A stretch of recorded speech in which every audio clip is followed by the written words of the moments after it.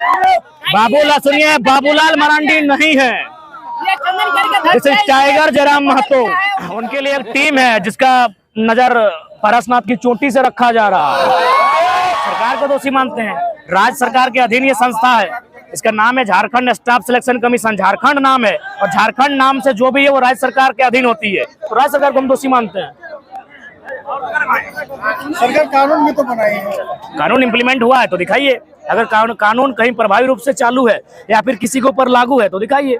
ये हवाई बातें हैं, छात्रों के भविष्य के साथ खिलवाड़ किया जा रहा है।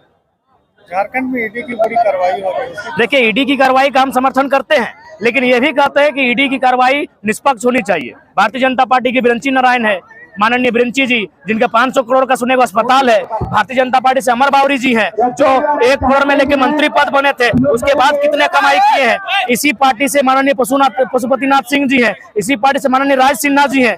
कहे भाई ये लोग दूध के धुले हैं क्या? तो ईडी को लोकतंत्र में आस्था बना चाहिए जनता का, इसलिए बीजेपी के पास भी दस्तक देनी चाहिए। झारखंड में ईडी की कार्रवाई को कैसे देख रहे हैं? देखिए, झारखंड में ईडी की कार्रवाई कहीं ना कहीं माने एक बायस्ड होकर काम कर रही है। मानव श्रृंखला जब स्टार्ट हुआ था तो सबने मिल करके मानव श्रृंखला तैयार किए थे, भाषा आंदोलन का शुरुआत किए थे। और आज कहीं ना कहीं भाषा आंदोलन का शुरुआत एक तरह से बोल सकते हैं मीटिंग रखा गया था विनोद बिहारी महतो स्टेडियम में। यहाँ पर आपके जो पुराने साथी हैं वो सभी इस मंच पर आके जो है क्या मैसेज दे रहे हैं कि जो है 2024 में क्या होगा? देखिए जितन बाबू, आपका सवाल बहुत तगड़ा है और सवाल का जो उत्तर दे ही देते हैं। देखिए, भाषा आंदोलन शुरुआत हुआ था तो किसी को उम्मीद नहीं थी कि जयराम महतो का ऐसा चेहरा बन के आएगा जो जिसका तोड़ पूरे राज्य में नहीं होगा। जो मेरे ही साथी थे, मैं आपको बता रहा हूँ, जब डुमरी में मेरा पहला प्रोग्राम हुआ था, मेरे काबिल साथी जिनका मेरे मोबाइल में उनका दादा बोल के नंबर सेव है, उन लोग विरोध किए थे कि जयराम महतो को हीरो बनाने के लिए हम लोग मानव श्रृंखला नहीं बनाए थे, जयराम महतो को सभा करने के लिए मानव श्रृंखला नहीं बनाए थे। और मेरा ये दोष नहीं था, हम भी उनका विरोध कभी नहीं किया। उन्होंने जैसा चाहा वैसा हुआ, लेकिन हमने पब्लिक की डिमांड को समझा। देखे वहाँ 10,000 की लोग आई है, वो उदास होकर वापस जा रही है, तब हम फिर भागे भागे दौड़े, हर सभाओं के अटेंड किए। तो ये चीजें थी, क्योंकि जो आंदोलन स्टार्ट किया था कहीं ना कहीं किसी दल से जुड़े थे और उनका उद्देश्य इतना ही था कि एक आंदोलन होगा, मानव श्रृंखला होगी, और यदि भाषा को वापस नहीं किया जाएगा, जो शायद 17 या 18 को वापस हो चुका था, तो हम लोग आगे और कुछ कार्रवाई करेंगे। अगर वापस हो गई तो फिर जो लोग जहां है वहां वापस चले जाएंगे। यानी राजनीति के नाम से इस आंदोलन को आगे नहीं बढ़ाया जाएगा। इसलिए हमें बहुत सुननी भी पड़ी थी। जब धनबाद बोकारो के आंदोलन को हम डुमरी लेके गए थे तो मंत्री जी तो सुनाए थे, आज उनको नमन करते नहीं है, लेकिन बाकी हमारे जो उस समय पुराने साथी थे उन्होंने भी हमें खूब सुनाया था। तो कहीं ना कहीं एक नेतृत्व ऐसा बन के आएगा, ना ये हमें आइडिया थी ना उनको आइडिया था। कहीं ना कहीं ये नियति की मांग है, नियति के माध्यम से मेरा उदय हुआ है और उसी कारण आज यहाँ तक आए। बाकी पुराने साथी हो, सबका स्वागत है। अब राजनीतिक विचारधारा स्थापित हो चुकी है तो यहाँ से पीछे हटना असंभव है। जनप्रतिनिधि के लिए इतने कड़े शब्दों का इस्तेमाल कर रहे थे आप, क्या करेंगे भाई, क्या करेंगे? रोज सुबह के जाइए, कभी घर इंटरव्यू लेने आइए, दिखाएंगे। इतना ऊंचा हो गया है खाली जमीन विवाद का कागज।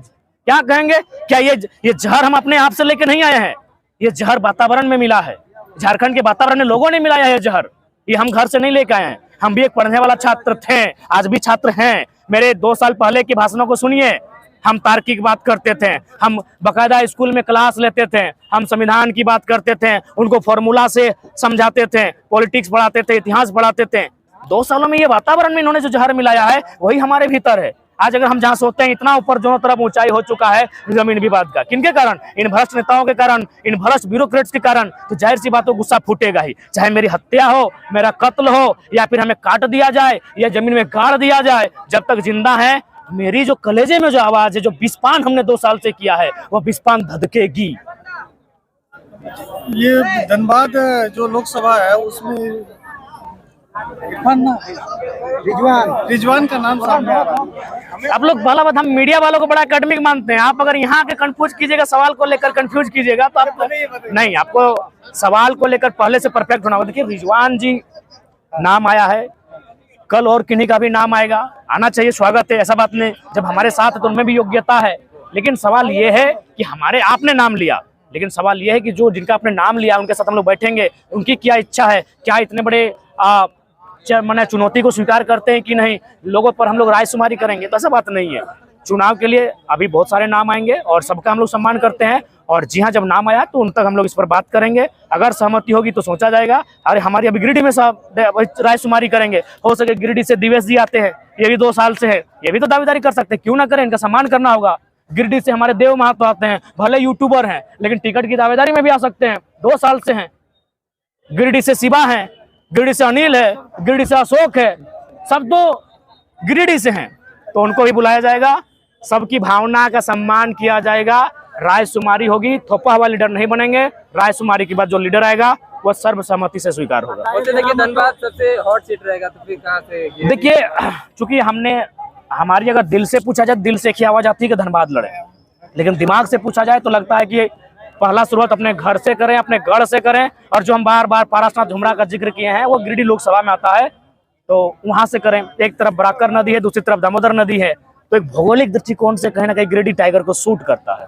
टाइगर जयराम महतो पहले आप कहते थे कि पुराने आंदोलनकारी है, साथ नहीं है, अभी देख रहे हैं आपके सभाओं में एक साथ दिखने लगे, जैसे करण महतो। देखिए, सब आएंगे, आप कैसा सोचते हैं, आप भी साथ आएंगे। लेकिन आप कहते थे कि जो विश्वासी होंगे हम उनके साथ नहीं चल सकते हैं। हाँ, तो उन्होंने विश्वास जताया, विश्वास दिलाया, फिर हमारे साथ आए हैं। लोगों को भी कहीं विश्वास के मापदंड पर ही आए हैं। अच्छा दादा, कोते पिछड़ा सब लोग संगे आनबी ना, एक लोग छाड़ी नहीं ककरो ना छाड़ भाई, तो निश्चिंत सबके संगे ले के आन के लोकसभा में बहुत जोरदार विस्फोट है के प्लानिंग है। टाइगर जयराम तो हम बोले थे कि हम जनवरी में घोषणा कर देंगे टिकट की, अभी तक नहीं। हमने प्रयास किया था, हजारीबाग, गिरिडीह, रांची, धनबाद से हमने लगभग गोपनीय मीटिंग बुलाए थे, लेकिन वहाँ रायशुमारी नहीं बन पाई। क्योंकि देखिए, एक सोशल मीडिया होता है ना, हम लोग सोशल मीडिया में किसी को एमपी को उम्मीदवार मान लेते हैं, लेकिन जब ग्राउंड में जाके चर्चा करते हैं तो वो उस मापदंड पर नहीं उतरते हैं, तो इसीलिए अभी डिले हुआ है। बाकी हम लोग प्रयास करेंगे कि हमारे उम्मीदवार जो हों उनको जनता सपोर्ट करे। अगर सोशल मीडिया में भी तो कोई बात नहीं, उनके लिए ग्राउंड बनाए तो ऐसा माहौल उत्पन्न होगा, टिकट की उम्मीदवारी और घोषणा हो जाएगा। अभी तक कितने लोकसभा सीटों की तैयारी है?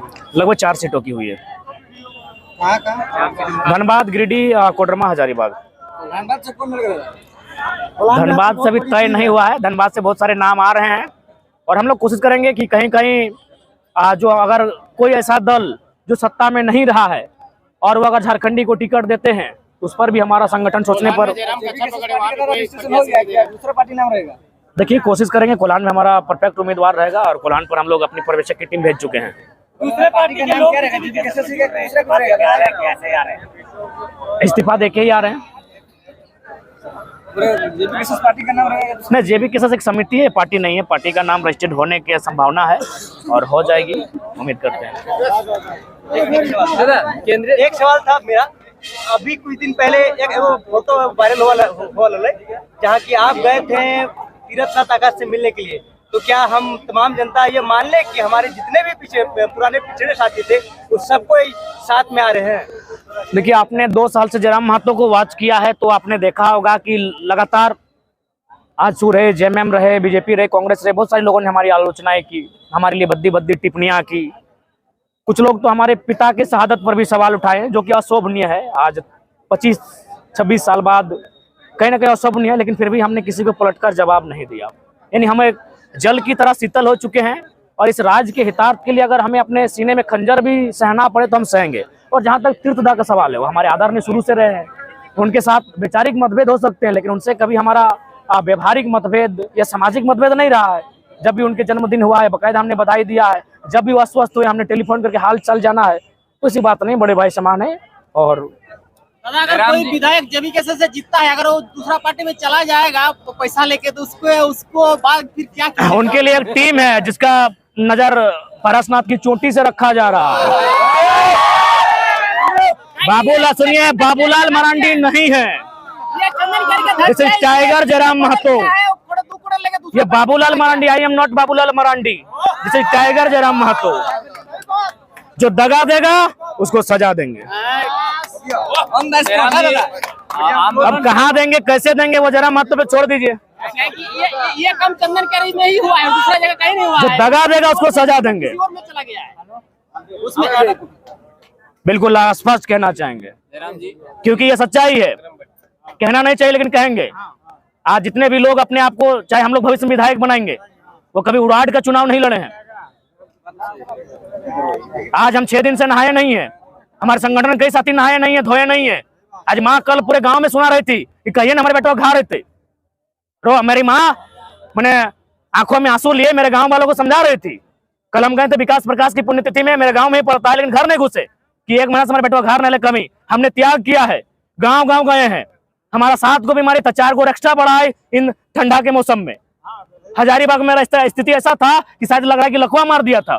तो भाई इतना खटे हैं, जो लोग वार्ड का दावेदारी नहीं थे, जो मुखिया बनने के दावेदारी नहीं थे, आज उनको अगर विधायक बनाएंगे तो दगा देंगे तो उनको सजा मिलेगी।